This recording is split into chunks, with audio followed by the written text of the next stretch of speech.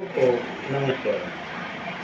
तो राजा ने यह अनुभव किया कि इस जल में मिठास और सुगंधी कैसे आ गई।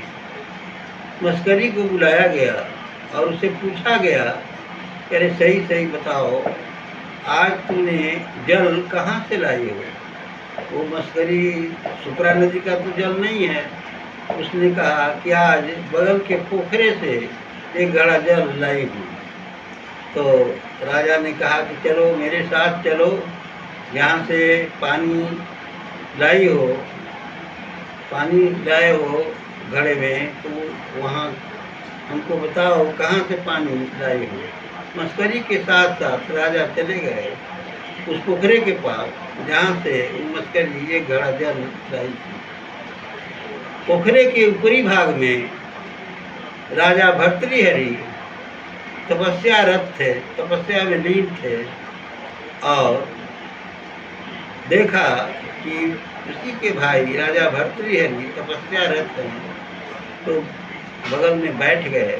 और राजा भर्तृहरि ने जब नेत्र खोला तो वो समझ गए कि राजा किस उद्देश्य से यहाँ आया है। राजा भर्तृहरि ने पूछा, कहा, प्रश्न किया कि राजन, तुम यही नहीं चाहते हो, जानना चाहते हो कि पोखरे के जल में मिठास कैसे आ गई, पोखरे के जल में सुगंधी कैसे आ गई। तो राजा ने कहा कि हाँ, मैं यही जानना चाहता हूँ। तो राजा भर्तृहरि ने कहा कि जब से यहाँ मैं तपस्या रत हूँ, उस समय से इस पोखरे के जल में मिठास आ गई है और पोखरे के जल में सुगंधी आ गई है। उसने राजा भर्तृहरि ने कहा कि संपूर्ण प्राणी मात्र के कल्याण के लिए निस्वार्थ भाव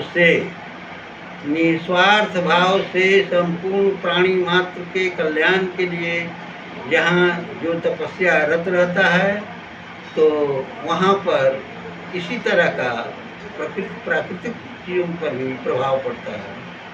तो यही कारण है कि जब से मैं यहाँ तपस्या रत हूँ, इस पोखरे के जल में मिठास आ गई है और सुगंधी आ गई है। कहने का तात्पर्य यह है कि सत्संग से या परमात्मा से जब प्रेम हो जाता है तो परमात्मा